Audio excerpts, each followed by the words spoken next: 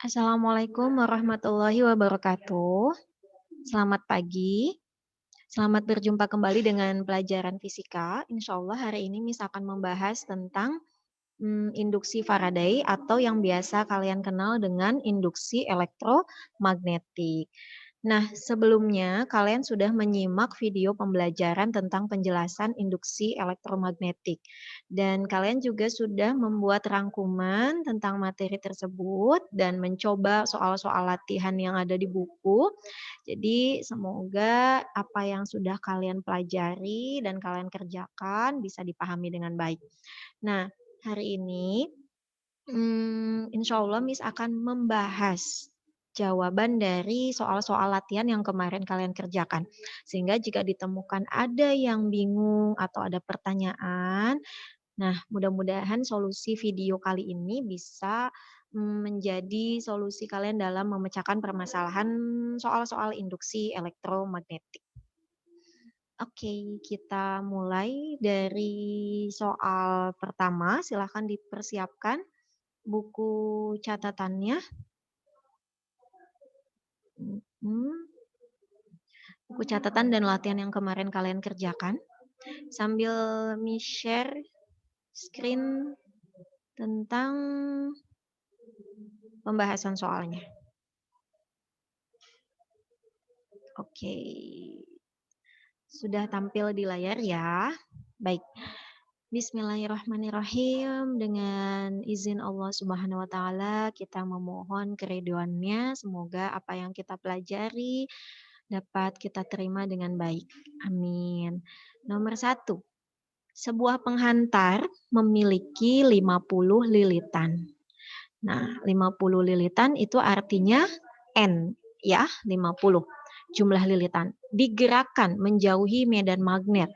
Jika kekuatan induksi medan magnet berkurang sebesar 4 kali 10 pangkat min 3 Tesla selama 0,8 sekon, itu artinya terjadi perubahan flux magnet, ya, flux magnet dari 4 kali 10 pangkat min 3 selama 0,8 sekon, selama time-nya 0,8 sekon, maka berapakah besar GGL induksi antar ujung-ujung penghantarnya. Nah, ini ada ini ya, ada kesalahan simbol di pembahasannya, harusnya yang ini Nak, yang flux itu adalah gambarnya seperti di pembahasan. Ini jadi yang bagian ini terjadi kesalahan simbol, harusnya flux itu simbolnya seperti yang ini. Ya, perubahan flux magnet Weber ya, harusnya ya satuannya juga. Nah, ini nggak apa-apa. Ketika ditanya GGL induksi, kita tahu rumusnya GGL induksi adalah min N D flux dt.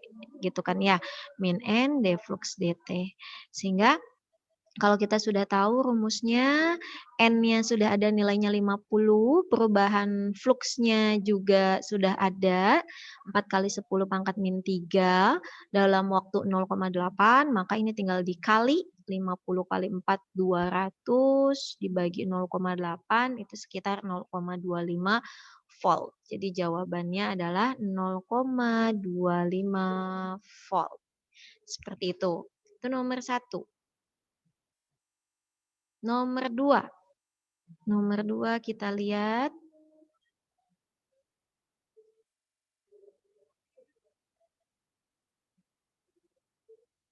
Kumparan terdiri dari 600 lilitan, tadi berarti N-nya 600 lilitan, berbentuk persegi dengan sisi 5 cm.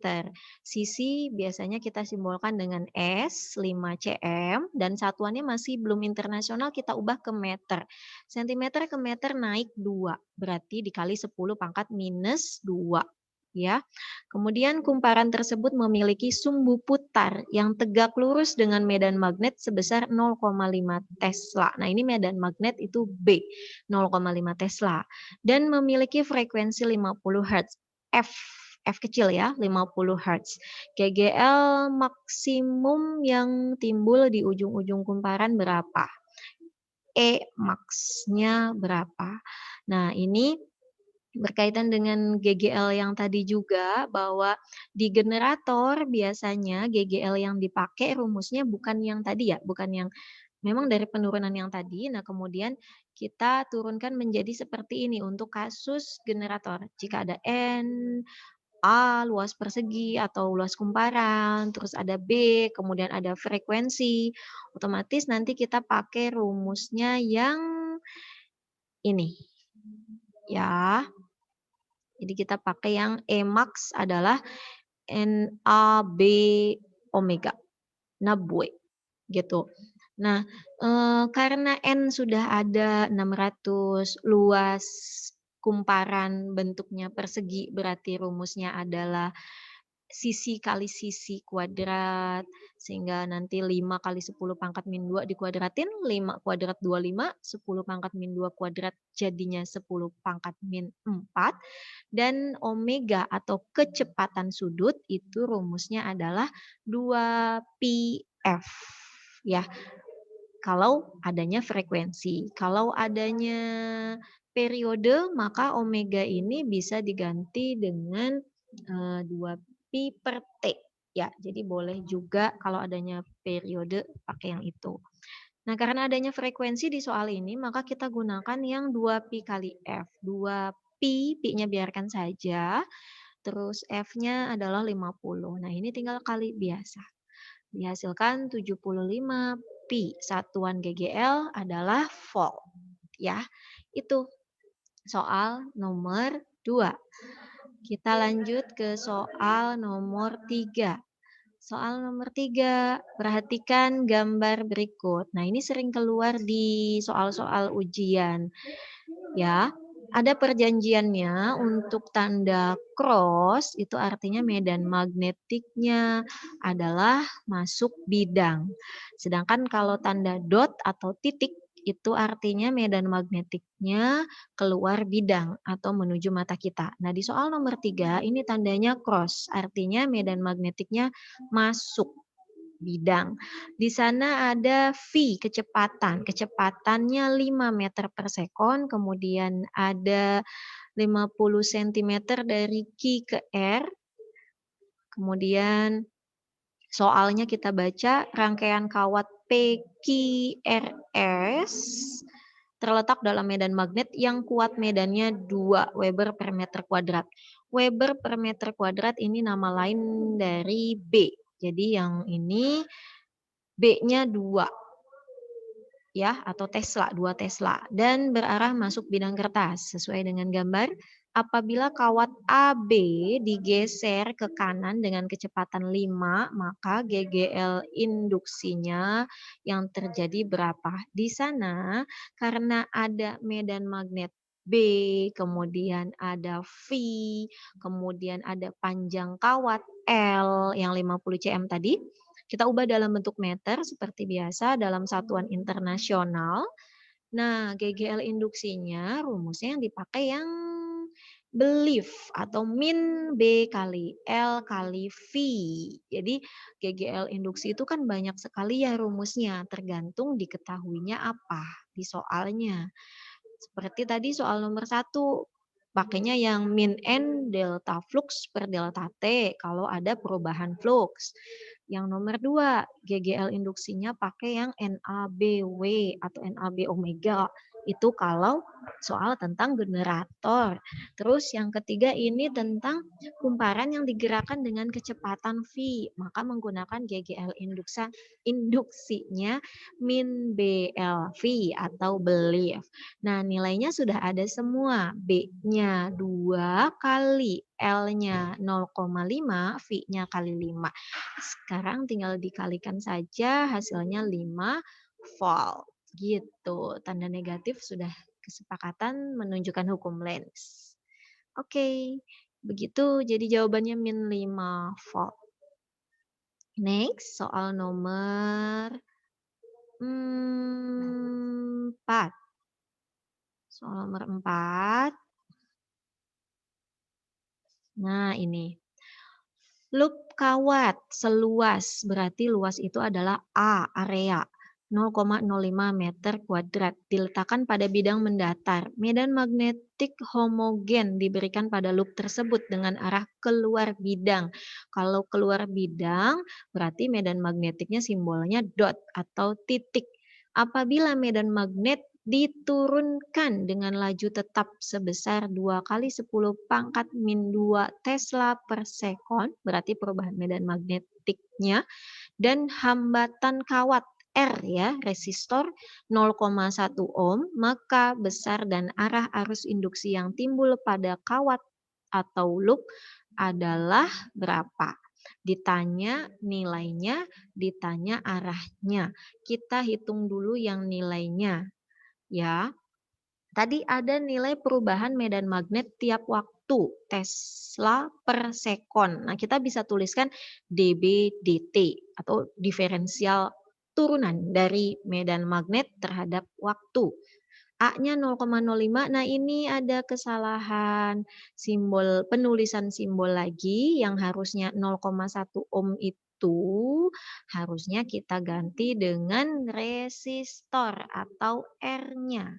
Jadi ini nilai R-nya ya, Nak ya. Gitu kita ganti ini nilai resistornya, bukan nilai A. Oke. Nah, lanjut. Kita menggunakannya rumus apa? Kalau ada A, dB/dt, kemudian ada R, ditanya adalah arus induksi I. Nah, ditanya I-nya, gitu kan? Oke, nah ini dia. Kita karena di sana pakainya adalah perubahan flux, maka gunakan yang rumus seperti soal nomor 1. Min ND flux dt. Ya kan?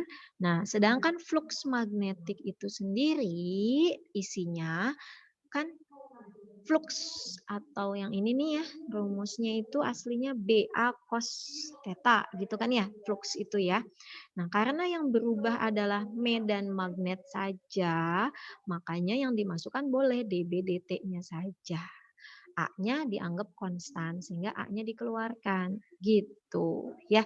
Jadi yang berubah diturunkan, yang konstan dikeluarkan ya. Karena rumusnya flux, oke biar tambah paham, rumusnya flux itu adalah flux magnet ya. Itu adalah B kali A, luas penampang kali cos theta atau cos alfa gitu deh ya. Nah, itu. Sedangkan di soal nomor 4 tadi yang berubah adalah faktor medan magnetiknya. Sehingga yang dimasukkan adalah yang B-nya. A-nya gimana? A-nya konstan, A-nya dikeluarkan. Ya, paham ya sampai sini? Kita masukkan nilai A-nya 0,05, kemudian perubahan medan magnetik tiap waktunya tadi sudah ada 2 kali 10 pangkat min 2, dikalikan seperti biasa, dapatnya 1 kali 10 pangkat min 3 volt. Ini sama dengan tegangan. Masih ingat waktu pelajaran listrik DC atau listrik yang satu arah, kita pakai rumus hukum Ohm, V sama dengan I kali R. Sama dengan yang ini, GGL induksi, E sama dengan I kali R. Otomatis kalau kita mau mencari I sama dengan E per R. E-nya sudah ada 1 kali 10 pangkat min 3, per R-nya adalah 0,1. Sehingga jawabannya adalah, ini kan 10 pangkat min 3, per bawahnya 10 pangkat min 1, berarti sisanya 10 pangkat min 2. Satuan arus adalah ampere. Sampai sini bisa dipahami? Bisa ya? Oke, bagaimana dengan arahnya? Bagaimana dengan arahnya? Kita pakai kaidah tangan kanan. Kaidah tangan kanannya. Medan magnet mengalami penurunan, sehingga flux magnetik juga mengalami penurunan. GGL induksi menentang perubahan flux magnetik sehingga GGL yang timbul bernilai positif. Berdasarkan kaidah genggaman tangan kanan, arus listrik yang mengalir berarti berlawanan putaran arah jarum jam. Jadi, karena nilainya tadi ya positif, maka dia berlawanan arah jarum jam. Arah arus induksi mengalir 0,01 ampere berlawanan putaran jarum jam. Ya, lebih jelas lagi kalau kita pakai kaidah tangan kanan. Gitu. Oke. Sekarang soal nomor 5. Soal nomor 5 ada gambar lagi seperti soal nomor 3. Cuman bedanya kalau di soal nomor 3 itu kan medan magnetiknya cross. Nah, sekarang medan magnetik di nomor 5 itu dot. Artinya medan magnetiknya adalah keluar bidang atau menuju mata kita. Kawat PQ sepanjang 50 cm, L-nya 50 cm, memiliki hambatan sebesar 6 ohm, R-nya 6 ohm. Kawat berada di dalam medan magnetik B 1,5 Tesla. Apabila kawat PQ digerakkan ke kanan dengan kecepatan V 4 meter per sekon, maka besar arah induksinya berapa? Ya, arah arus induksi I ya yang ditanya. Nah, berarti kalau soal kayak gini tadi, kita kalau ada BLV, maka GGL yang bisa kita cari itu pakai yang belief. Yang induksinya itu pakai yang belief. Makanya BLV tuh diuraikannya ya. Nah, karena yang ditanya arus tadi kan GGL per hambatan. Jadi E per R. Itu langsung saja tinggal dimasukkan. BLV-nya ada, R-nya juga ada. Aman semuanya. Udah deh dapat angkanya adalah 0,5 ampere. Kemana arahnya? Arah arus induksi dapat ditentukan sama halnya dengan penggunaan kaidah tangan kanan, ya kan? Penggunaan kaidah tangan kanan, ini kegedean. Arah arus induksinya menggunakan kaidah tangan kanan, gaya Lorentz berlawanan dengan arah kecepatan kawat PQ yaitu ke kiri. Selanjutnya, arah arus induksi ditentukan menggunakan kaidah tangan kanan. Gaya Lorentz berarah ke kiri, gaya Lorentz berarah ke kiri, ditunjukkan oleh telapak tangan kalian, telapak tangan ya, ke kiri, telapak tangan kaliannya ke kiri. Terus medan magnetiknya berarah ke atas, ditunjukkan oleh 4 jari kalian ke atas. Adapun ibu jari kalian, sisanya tuh ya, ibu jari kalian menunjukkan arah arus induksinya. Jadi kemana tuh arah arus induksinya? Coba dipraktekkan. Yaitu hasilnya adalah dari P ke Q. Gitu ya. Coba dilihat lagi gambarnya. Jadi itu induksi medan magnetiknya 4 jari kalian karena keluar bidang berarti menuju mata kalian ya ke atas. Terus karena itu adalah V-nya ke kanan, maka gaya Lorentz-nya ke kiri. Sehingga didapatkan arah arus induksinya atau arah jempol ibu jari kalian dari P ke Q. Gitu. Ya. Oke, sambil dipraktikkan tangannya, Nak, ya, biar paham. Gitu. Terus ada nomor 6. Nomor 6. Kegiatan berikut yang dapat dilakukan untuk memperbesar nilai induktansi koil Tesla. Induktansi koil Tesla apa katanya ya? Nah, dari persamaan induktansi koil atau induktansi bersama M sama dengan mu0 kali N1 kali N2 kali A per L. Gitu kan ya? Nah, ini kalau kita mau menentukan apa faktor yang mempengaruhi dari suatu besaran-besaran fisika, kita harus mengetahui persamaannya. Nah, yang namanya sebanding atau berbanding lurus itu kalau posisinya sama-sama di atas. Misalnya kayak induktansi koil Tesla itu M sebanding dengan jumlah lilitannya. Semakin banyak lilitannya, semakin besar nilai induktansi koilnya. Semakin besar luas penampangnya, semakin besar juga nilai induktansi koilnya. Sedangkan dengan L, panjang kawatnya itu berbanding terbalik. Semakin panjang justru semakin kecil nilai M-nya. Nah, maka pertanyaannya adalah kalau kita ingin memperbesar nilai induktansi koil Tesla dengan cara satu, menambah jumlah lilitan, memperbesar luas penampang, memperkecil panjang koil. Jadi jawaban yang tepat adalah pilihan jawaban yang mana? Yang C. Kita lihat. Soal nomor 6. Yang C. Menambah jumlah lilitan pada kedua kumparan. Paham ya? Sekarang nomor 7. Kumparan dengan induktansi 0,8. Induktansi itu L. Satuannya Henry. Dialiri arus yang berubah terhadap waktu I-nya 2T kuadrat min 4T tambah 3. Ini adalah fungsi waktu ya, persamaan arus dalam fungsi waktu.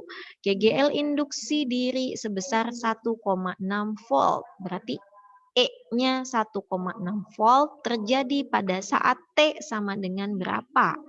Nah, ini sudah masuk ke rumus GGL induktansi yang berkaitan dengan induktansi diri atau L. Nah, rumusnya E-in-nya min L DI DT. Ya, biasanya kan min N D flux DT. Nah, ini kalau berkaitan dengan induktansi diri, pakai yang ini. Nah, macam-macam ya rumus GGL induksi. Jadi tergantung soalnya ya nak ya, dirangkum apa aja rumusnya. Dan kalian tuh kuncinya adalah menganalisis dari diketahuinya. Kalau diketahuinya kalian sudah ada L, ada I, ada T, oke, berarti itu pakai yang elit. E-in sama dengan min L kali DI DT. Sudah, angka-angkanya sudah ada di sana. GGL induksinya min 1,6. Kemudian induktansi dirinya 0,8 Henry. Nah, ini yang tadi Miss bilang turunan. Penulisannya kan I-nya kita tulis persamaan I dalam fungsi waktu 2T kuadrat min 4T plus 3 per DT. Nah, masih ingat nggak di pelajaran matematika bab turunan? Turunan itu kan kalian harus menurunkan besaran itu terhadap apa gitu kan, terhadap waktu. Nah, berarti kan ini nih ya, kita lihat angkanya ini. 2T kuadrat. Turunkan caranya gimana? Yang pangkatnya turun ke depan. 2 turun ke depan, 2 kali 2, 4. T-nya tetap karena pangkatnya sudah turun, yang tadinya 2 berkurang 1. Jadi 1 ya, 4T. Yang ini, T-nya pangkat 1 kan nggak tertulis kan kalau pangkat 1 turun ke depan. Berarti 1 kali 4, 4. T-nya jadi hilang karena yang tadinya kan tinggal 1. Berkurang ya habis, jadi min 4. Bagaimana dengan angka 3 ini turunannya? Tidak bisa karena dia tidak punya faktor T. Oke, jadi turunannya adalah 4T min 4. Kalikan pelangi seperti biasa 0,8 kali 4T yaitu min 3,2T, 0,8 kali 4 yaitu plus 3,2, kemudian pindah-pindah ruas sehingga didapatkan T adalah 1,5 sekon. Begitu. Gimana? Bisa? Bisa ya? Oke, kita lanjutkan ke nomor berikutnya.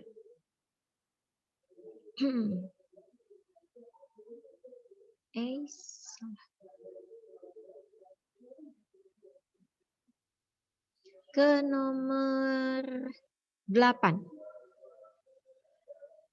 Sebuah kabel telepon berbentuk spiral. Spiral dengan induktansi diri. Tadi induktansi diri itu L.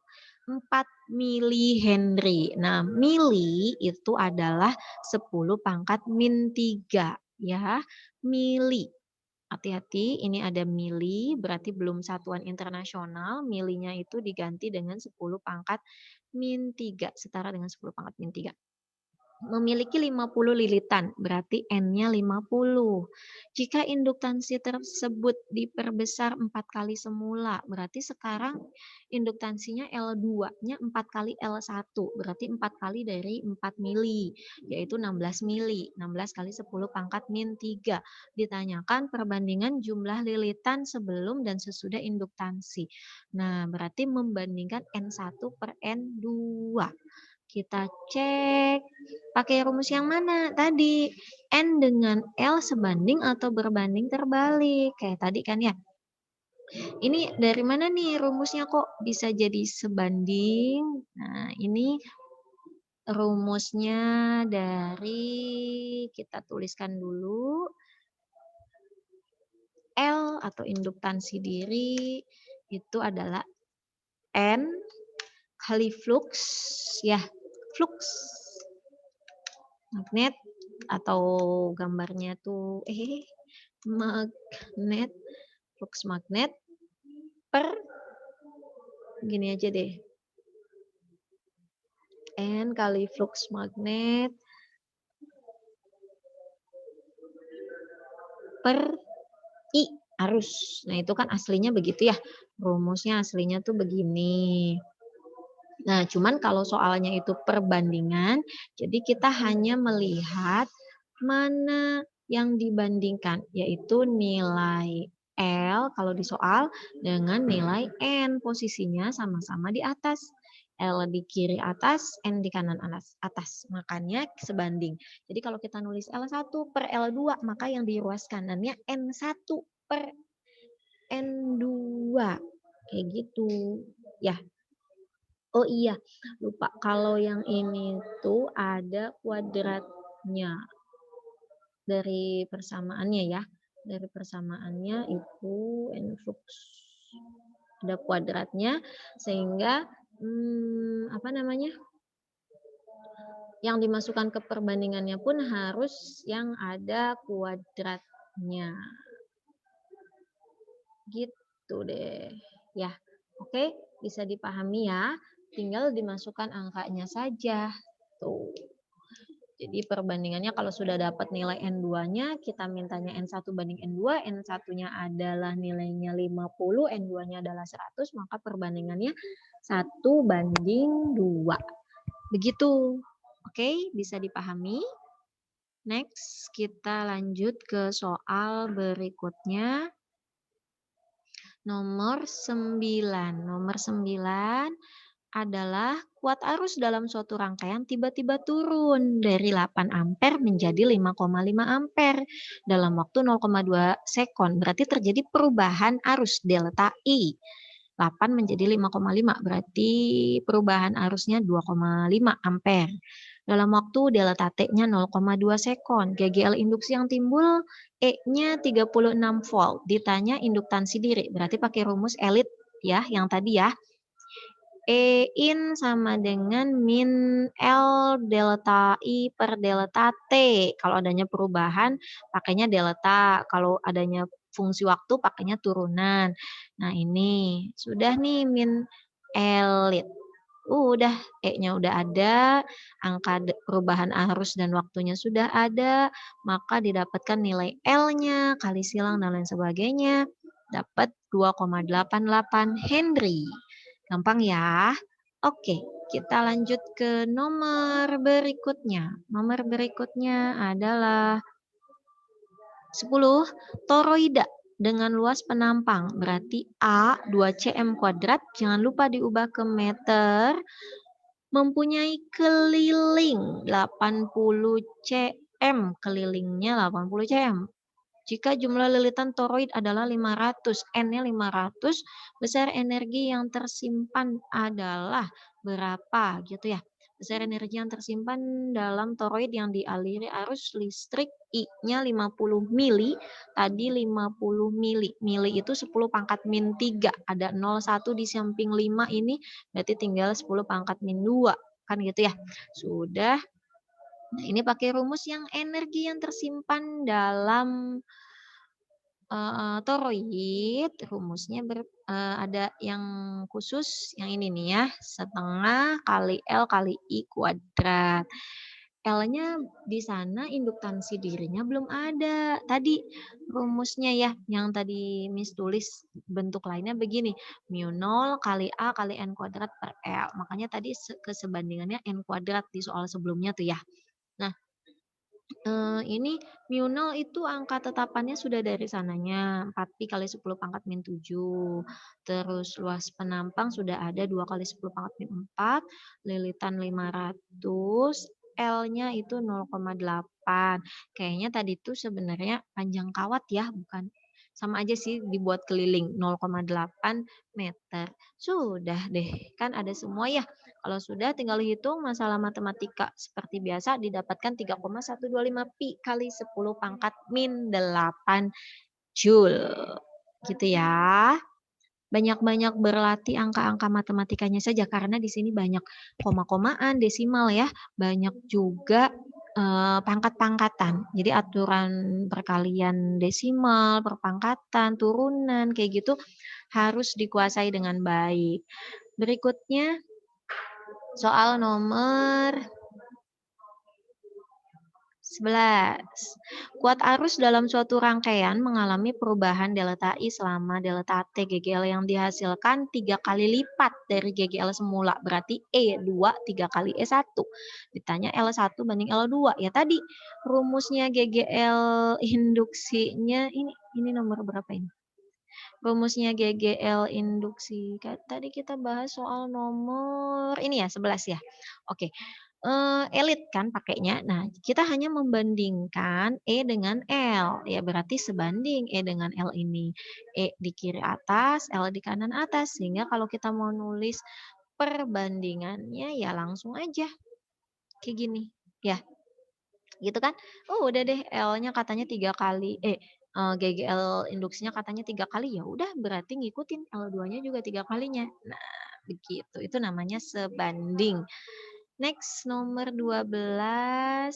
Sebuah toroid dengan 300 lilitan N mempunyai diameter D kecil 80 cm atau 0,8 meter. Luas penampang lintang toroid A-nya 2 kali 10 pangkat min 2 meter kuadrat dan arus listrik yang mengalir I 300 mA. Jangan lupa diubah ke ampere jadinya 3 kali 10 pangkat min 1 atau 0,3 ampere.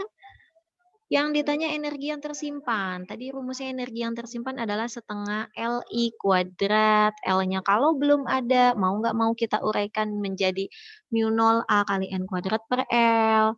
Nah, masukkan angka-angkanya dengan satuan internasional.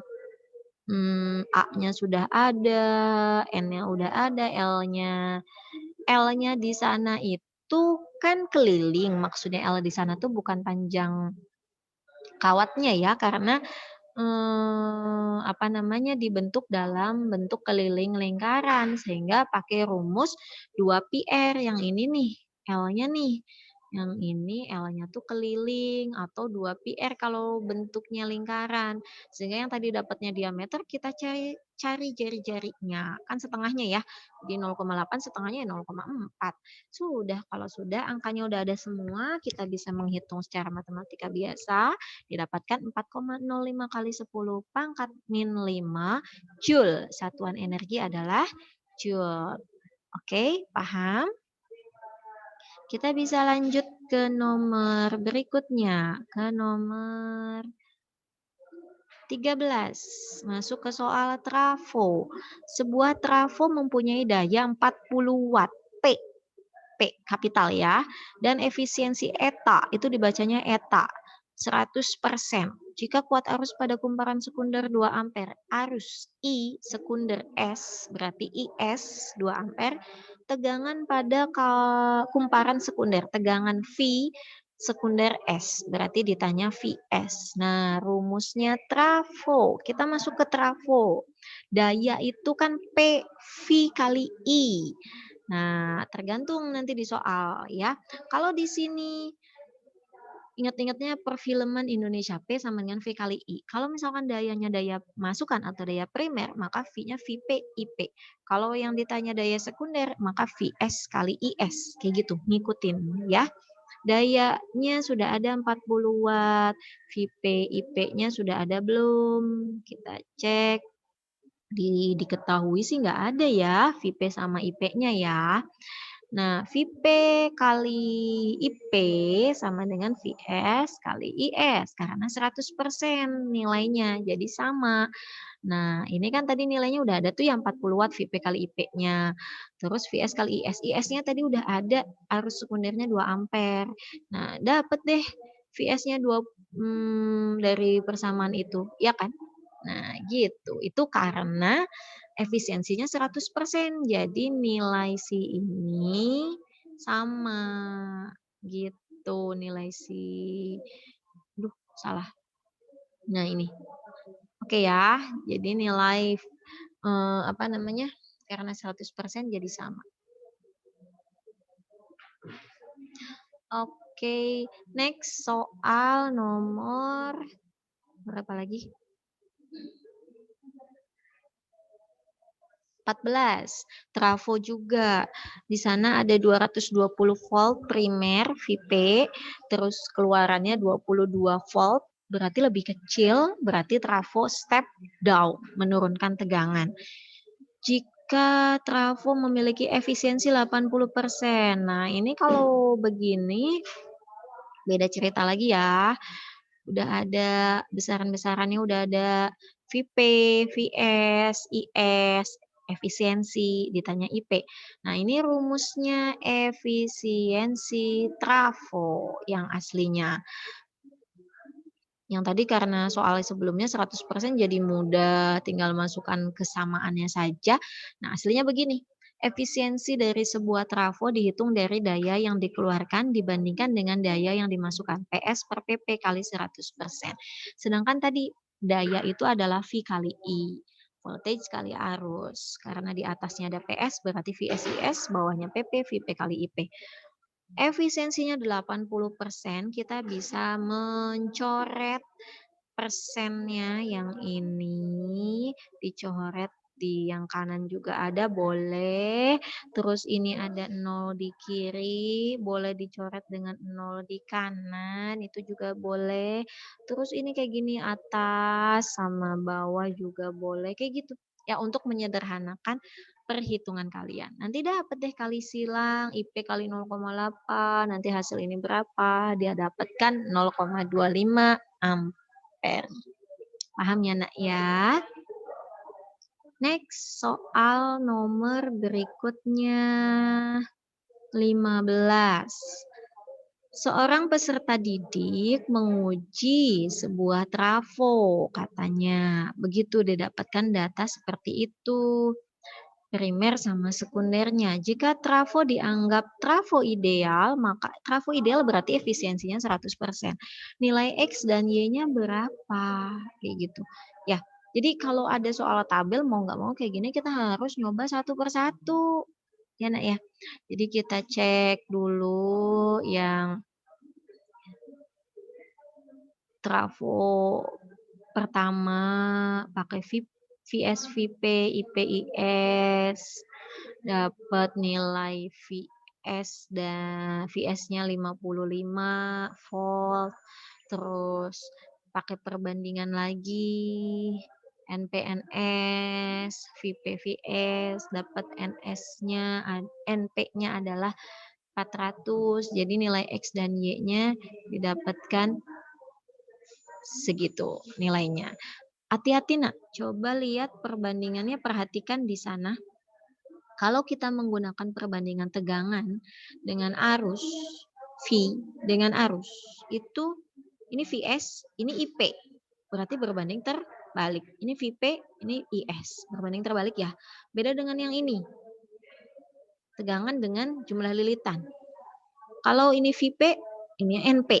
VS, ini NS. Berarti ini sebanding. Nah, jadi kalau mau dituliskan lagi di sini, VS per VP sama dengan NS per NP sama dengan IP per IS. Intinya adalah tegangan dengan jumlah lilitan sebanding, tetapi berbanding terbalik dengan arus. Begitu. Oke, kita lanjut ke soal berikutnya. Nomor 16, muncul lagi soal generator AC memiliki 125 buah lilitan kawat. N luasnya 500 cm kuadrat A, jangan lupa dibikin meter kuadrat. Kemudian loop kawat tersebut berotasi di dalam medan magnet homogen B-nya 0,3 Tesla apabila hambatan total kawat 20 ohm, R-nya 20 ohm, frekuensi putaran F 20 Hz, arus induksi maksimum. Ini sudah dibahas di soal sebelumnya pakai rumus NA B omega. Omeganya diganti dengan 2pi kali F. Sedangkan kalau ditanyanya I, maka kaitannya dengan R. I sama dengan E per R. Dapatlah nilainya seperti ini. Mudah ya nak ya? Bisa ya nak ya untuk generator. Kemudian soal nomor 17. Diketahui kuat arus primer sebuah transformator. Berarti IP 2 ampere. Tegangan primer VP 220 volt. Daya sekunder PS 352 watt. Efisiensi etaknya berapa? Ya udah kita pakai rumus efisiensi sama dengan eta sama dengan PS per PP kali 100%. PS-nya sudah ada, maka tidak usah diuraikan. Yang PP-nya yang nggak ada, maka harus diuraikan jadi V kali I, VP kali IP. Nah, sudah ada deh kalau kayak gitu nilainya semuanya. Hitung matematika biasa, dapat nilainya 79,5%. Sampai di sini paham ya nak ya? Lanjut kita ke nomor 18. Siti menginginkan arus listrik AC sebesar 1 ampere. Dia menghubungkan, berarti kalau dia menginginkan sesuatu, sekunder ya dong ya, hasil ya. IS-nya 1 ampere. Dia menghubungkan trafo yang efisiensinya 80%, etanya 80%. Siti menggunakan dua kumparan yang memiliki jumlah lilitan 100 dan 200 dengan sumber arus berarti IP 1,25. Ternyata dengan cara ini Siti tidak mendapatkan arus listrik yang diharapkan. Nggak jadi 1 ampere. Maka kondisi yang ia dapati justru gimana? Ya, itu kita hitung pakai rumus efisiensi, ya kan, PS per PP kali 100%. Nah, dan kesebandingan jumlah lilitan dengan tegangan, sehingga didapatkan seperti ini dari perhitungan efisiensi, dapat IS ya, dapat IS 2 ampere, kalau sudah dapat IS-nya saat lilitan 100, maka arus keluarannya jadi 0,5. Jadi kondisi yang diperoleh Siti mendapatkan arusnya malah 0,5 gitu ketika memberikan jumlah lilitan 100 gitu. Ya nak ya. Oke. Next nomor 19. Perhatikan informasi berikut. Kuat arus primer, kuat arus sekunder, daya masukan, jumlah lilitan. Datanya sudah ada, tegangan primer, tegangan sekunder, PS, efisiensi, dan lilitannya sudah ada semua. Nah, ditanya pernyataan yang tepat ditunjukkan oleh angka berapa? Wah, ini kita harus nyoba-nyoba. Pernyataan 1 gimana kuat arus primernya? Pakai rumus efisiensi juga. Ya, dapatnya 0,46A. Sesuai enggak dengan data yang tadi? Kalau yang kedua, pernyataan kedua nyari arus sekunder, nyari IS, pakai kalau sudah ada nilai-nilainya kita pakai langsung rumusnya PS per VS, kemudian dapat nilainya 0,15 ampere sesuai atau enggak. Daya masukan P primer VP kali IP, angkanya tinggal dimasukkan dapat 69 watt, sudah sesuai atau belum? Yang keempat, jumlah lilitan sekunder pakai perbandingan jumlah lilitan dengan tegangan didapatkan NS 900. Jadi ternyata yang sesuai data adalah yang pernyataan nomor 2 dan 3. Gitu. Ya, dicoba-coba ya nak ya. Dan terakhir, kita bahas soal nomor 20, ada data jumlah lilitan dan induksi magnetik dari sebuah generator. Jika generator berputar dengan frekuensi yang sama, tadi generator itu pakai rumusnya E sama dengan NAB omega. Maka yang dimasukkan di sini adalah N dengan B, ya. Jadi N dengan B-nya dimasukkan, yang lainnya diabaikan, sehingga yang masuknya hanya yang ini saja. N kali B-nya aja. Ya, sudah tinggal dimasukkan perbandingannya disederhanakan dapat 1:2. Gampang kan ya nak ya? Ini adalah,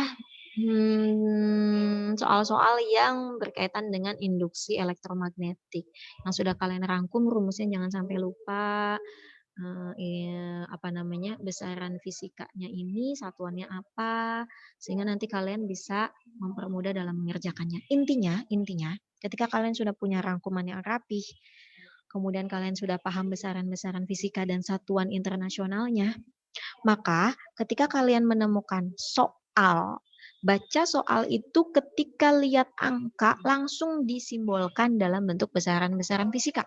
Maka nanti otomatis ada B, ada L, ada V. Oh, pakai E-nya min BLV. Ada N, ada flux, ada T. Oh, pakai E induksinya min N, D flux, DT.